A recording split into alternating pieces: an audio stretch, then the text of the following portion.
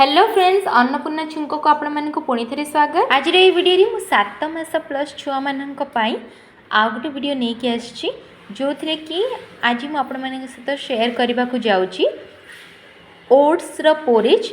आपण माने पूरा वीडियोटा को देखंतु आ जानि परिबे आपण माने एटा को आपण किपरि तयारी करिवे। ताहले चलंतु वीडियोटा को स्टार्ट करबा। एठी आपण माने देखि पारथिबे मु ओट्स रो एठी प्रथमे पाउडर बनि नेछि। ताहले एटा को आपण किपरि प्रिपेयर करेंगे मु आपण मानक तार पूरा प्रोसेस बतई दूची। एटा होची इंस्टेंट ओट्स सेरेलैक। तो आपण माने चाहिए सेरेलैक जेमति तयारी करेंगे याकू सेमिति मध्य तयारी करि परिबे। फिर भी चलंतु मु आपण मानक सहित पूरा प्रोसेसटा शेयर करि नउची। एटी देखि पारथिबे एटा को पूरा मु फाइन पाउडर बनि नेची।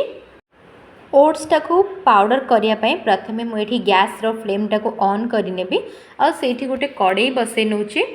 तापरे ये जो कड़ाईटा को मु पूरा हीट होगा देवी। जितेबाला यहाँ हीट हो मत जी क्वांटिटी पाउडर दरकार मु सेतिकी अमाउंट नेबी ओट्स। ठीक अच्छे मुझे 400 ରୁ 500 ग्राम नहीं ओट्स। ये आपण मैंने देखिपे। तो यहाँ को प्रथमे कौन करार अच्छे आपण मानक भल भाव में भाजी देवार अच्छे। तो पाउडरटा बहुत भल हम। ये प्रथम यहाँ पकईकि मुझे एमती अल्प टिके समय भाजी नेबी जमीक मत पाउडर करने इजी हम। आपको ओट्स पोरेज बनवाई मुझे आउ गोटे जिनस पूर्वर भिजे रखी आपण मानक प्रथमे मुझे देखे नौची। ओट्सटा को मुझे 5 मिनिट भाजी हाँपाई छाड़ी देती सेटा भी मीडियम फ्लेम रे। से भितर आपण मानक देखे नौची। ये मु 2टा नहीं खजूरी 2टा पिस्ता बादाम आ बाकी ये नहीं 2 ରୁ 3टा काजू। तो यहीटा को प्रथमे मु कौन करी पूर्वर पानी रे भिजेक रखी। तापर ये देखिपे जो बादाम गुड़ाक जी मुझे ना तार ये चोपाटा को छड़े ने। यहाँ आलमंड नहीं मु। ठीक अच्छे तो यार चोपाटा को आपण मैंने छड़े देकी तापर यहाँ को ग्राइंडिंग करदेवार अच्छे। यहाँ को तो मुझे ग्राइंडिंग करी आपण मैंने तार नेक्स्ट प्रोसेस भी मुझे देखी। ये तो ओट्स जो भाजापी रखी यहाँ बर्तमान हो गला। तो आपको मु गोटे प्लेट को बाहर करके समय ठंडा हाँपाई रखिदेवी। से भितर मुझे अल्प टिके ड्राई फ्रूट कहीं टिके ड्राई फ्रूट तो मुझे बतरी थी से यूज करी। आउ जेहेतु ये जो पाउडरटा को मु बेले बेले सेरेलैक बनवाई भी यूज करी तेणुक ये मु ड्राई फ्रूट टिके भाजिकी ये मु ब्लेंडर रे ब्लेंड करनेबी। तो ये देखिपे यहाँ ए ठंडा हो गला 2टा जाक। तो मु गोटे ब्लेंडर जार रे 2टा जाक जिनस को ब्लेंड करनेबी। ठीक अच्छे ब्लेंड बन सारापर आपण मानक कौन कर गोटे फाइन पाउडर बन ने। आपण मैंने जदि चालुणी अच्छी ताहले से आउ टे चल ने ना तो पूरा फाइन पाउडर बन ने। ठीक अच्छे तो ये देखिए ब्लेंड करनेली यार पाउडरटा रेडी होगला। आपण मानक ये 2टा जाक जिनसर प्रोसेस मुझे सहित आउ गोटे वीडियो शेयर करदेवी। एटारे तो मु ओट्स पोरेज रेसिपीटा शेयर करुच्ची आ गोटे ओट्स सेरेलैक आपण मानक बनईकी देखे नेबी। मु एठी एटार पाउडर बनी सारा पर मु जो ड्राई फ्रूट गुड़ा को बतरे रखी एबे एटा को एथिरे पकेकी ब्लेंड करनेबी। एटा को मध्य एठी देखि पारथिबे आपण माने ब्लेंडर जार रे मु पके नेली। तापर एटा को मध्य ब्लेंड करके गोटे पेस्ट तैयारी करनेली। ठीक अच्छे एटा को वर्तमान मु साइड करके रखी नेबी। आपण माने जदि ओट्स पाउडरटा को बनाउछंती ताहले जदि ड्राई फ्रूट आपण माने पाउडर बने की यूज करिया को चाहउछंती अलगा सेमिति मध्य यूज करि परिबे नहले त एमती भाजी की एका संगे रे 2टा जाक को पाउडर कर नेबे। ठीक अच्छे एडी अब देखि पारथिबे एटा अब मु बने की देखि दूची आपण मानकू। आपण माने कोन करिवे गोटे कप रे एथिरो 2 स्पून ରୁ 3 स्पून पाउडर नेबे। आपणक छुआर क्वांटिटी जेतिकी माने आपणक छुआ जेतिकी खाइबो।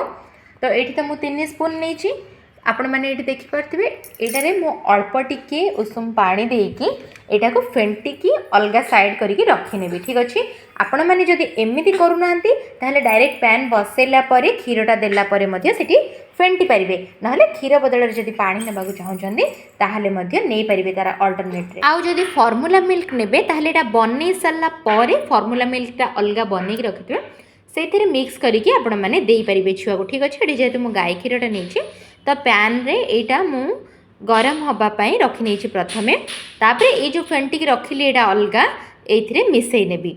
वर्षे जदि हैनी आपण मैंने गाय क्षीर दे पारे आपण मैंने चाहिए माँ क्षीर यूज करें। ସମସ୍ତଙ୍କ ପକ୍ଷରେ ଫର୍ମୁଲା ମିଲ୍କ ଦେବାଟା ପସିବଲ୍ ହୁଏନି, ତେଣୁକରି ମୁଁ ସମସ୍ତଙ୍କୁ ସେଇଟା ସଜେଷ୍ଟ କରିବିନି ଜମାରୁ ବି। ତ ଏଠି ଦେଖିପାରୁଥିବେ ବର୍ତ୍ତମାନ ମୁଁ ଯେଉଁ ଘୋଳଟା ପ୍ରସ୍ତୁତ କରି ରଖିଥିଲେ ଏଥିରେ ମିଶାଇ ନେଲି। ଆପଣମାନେ ଚାହିଁଲେ ଯଦି ଆପଣମାନଙ୍କର କ୍ୱେଶ୍ଚିନ୍ ରହିବ ଡାଇରେକ୍ଟ ମଧ୍ୟ ତ ପାଉଡ଼ରଟାକୁ ମିଶାଇ ପାରିବେ।